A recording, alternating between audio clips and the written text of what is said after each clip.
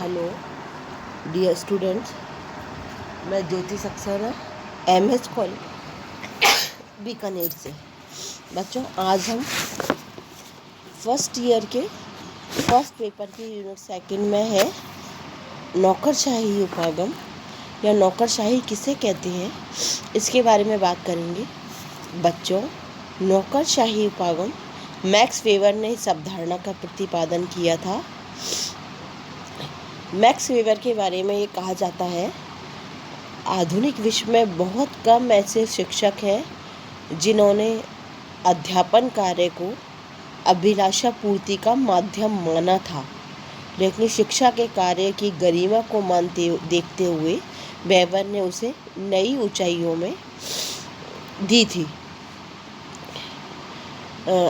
धर्म, कानून, इतिहास, समाजशास्त्र, राजनीति, लोक प्रशासन सभी पर समान रूप से लिखने वाले चिंतक वेबर का नाम लेते ही साथ ही मस्तिष्क में नौकरशाही की अवधारणा का भी जन्म हो जाता है।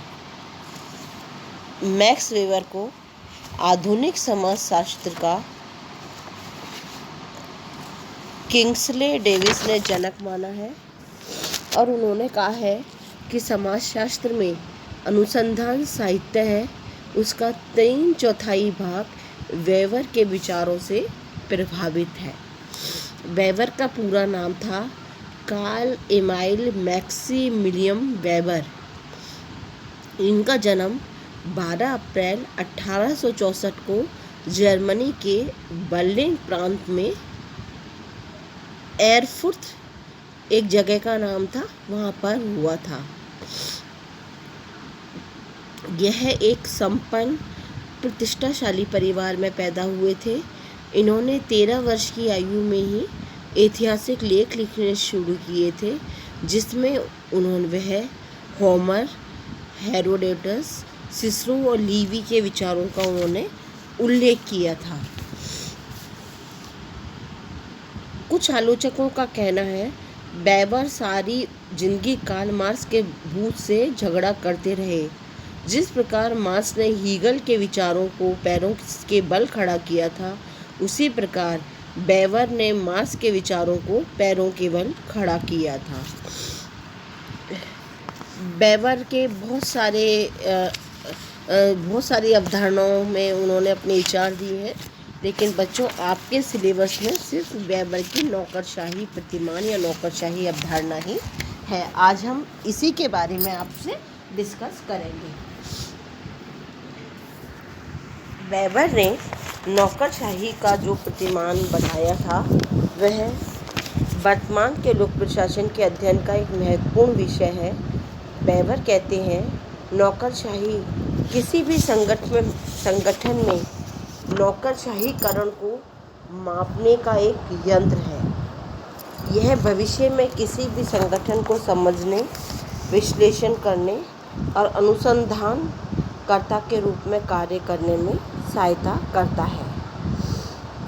वेबर का कहना है कि आदर्श प्रारूप की विशेषता किसी संगठन में ना हो तो वह संगठन इस आदर्श प्रतिमान की कमी से नहीं, बल्कि इस बात से जाना जाएगा कि उस संगठन का नौकरशाहीकरण नहीं हो गया है। नौकरशाही का ये वेबरियन मॉडल आज सभी प्रशासनिक संरचनाओं में मिलता है। नौकरशाही के संबंध में वेबर ने सबसे पहले 1911 में एक लेख लिखा था, ऐसे ऑफ ब्यूरोक्रेसी। उसमें उन्होंने नौकरशाही के निर्माण के बारे में बताया और उन्होंने कहा, नौकरशाही का निर्माण कई कारणों से होता है। जैसे जब हमारी मानव सभ्यता का जन्म हुआ था, तब शुरुआत में वस्तु विनिमय व्यवस्था प्रचलित थी। बाद में पैसे दिए जाने लगे और नौकरशाही का संचालन होने लगा। पैसों के प्रचलन में कर्मचारी को वेतन भी दिया जाने लगा, जो कि पूर्व के सेवा के बदले वस्तु के नियम से बहुत ज़्यादा सरल था। धीरे धीरे प्रशासनिक कार्यक्रम बढ़ते गए और प्रशासन में नौकरशाही जरूरी हो गई। गुणात्मक आधार पर भी नौकरशाही का विकास होता चला गया। ये सब वो कारण थे जिनकी वजह से नौकरशाही की अवधारणा का निर्माण हुआ या नौकरशाही का जन्म हुआ। यानी देखा जाए तो नौकरशाही की अवधारणा हमारी सभ्यता में प्राचीन काल से ही थी। यानी कोई एक मालिक और कुछ उसके कार्य करने वाले होते थे।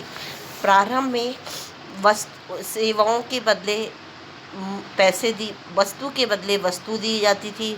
बाद में सेवाओं के बदले पैसे दिए जाने लगे और शने शने वर्तमान में आते आते नौकरशाही का रूप ही बदल गया।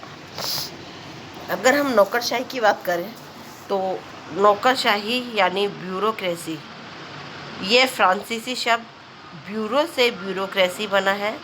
फ्रांसीसी भाषा में ब्यूरो का अर्थ है लिखने की मेज। क्रेसी शब्द की उत्पत्ति ग्रीक शब्द कर्टेन से हुई है, जिसका अर्थ है सशक्त होना। इस प्रकार ब्यूरोक्रेसी अधिकारियों का सामूहिक नाम है। ब्यूरोक्रेसी का अर्थ हुआ डेस्क सरकार। इस शब्द का सबसे पहले प्रयोग 1775 में फ्रेंच अर्थशास्त्री विंसेंट दी गाने ने किया था। उन्हें फ्रांस की अव्यवस्था को नौकरशाही की विफलता मानते हुए कहा कि फ्रांस को ब्यूरोमेनिया यानी सरकारी कर्मचारियों में काम नहीं करने की बीमारी हो गई है। धीरे धीरे कर्मचारी तंत्र में जो भी कमियां थी वो और नौकरशाही एक दूसरे के पर्यायवाची बन के चले गए। फ्रांसीसी उपन्यासकार बालजाक ने इस शब्द को लोकप्रिय बनाया। बाद में ब्यूरोक्रेसी शब्द जर्मन, इतालवी और अंग्रेजी भाषा में चला गया।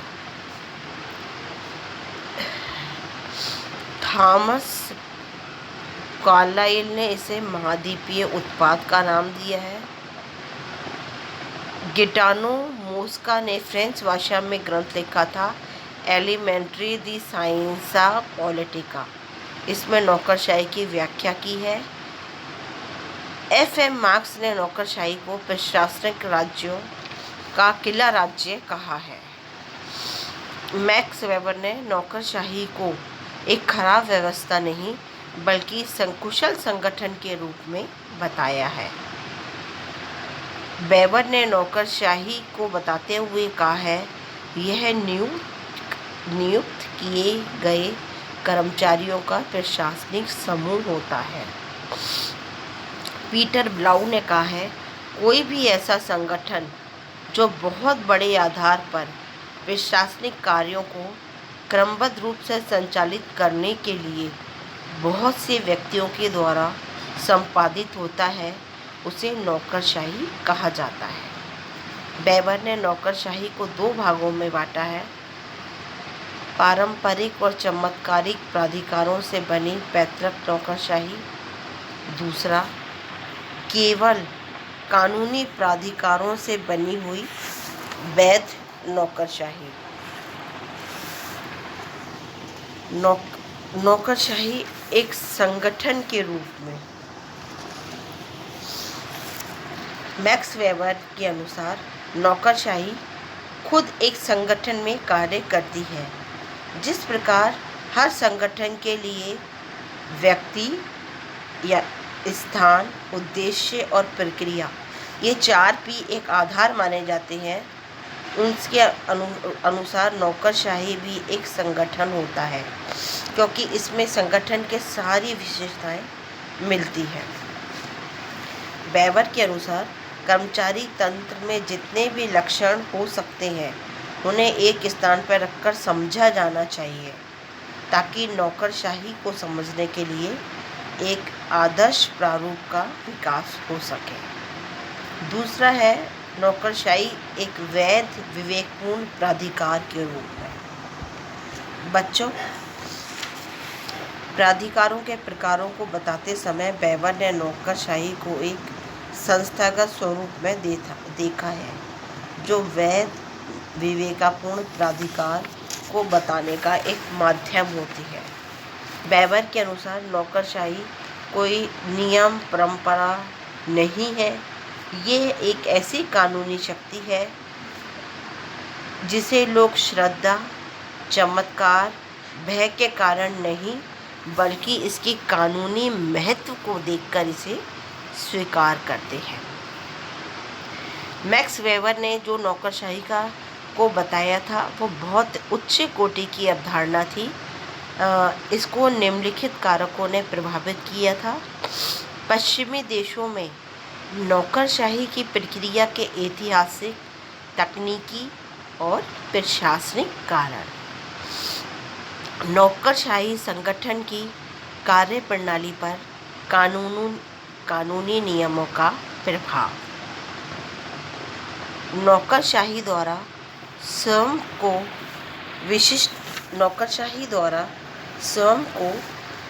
विशिष्ट मानने तथा उनके व्यावसायिक दृष्टिकोण का प्रभाव।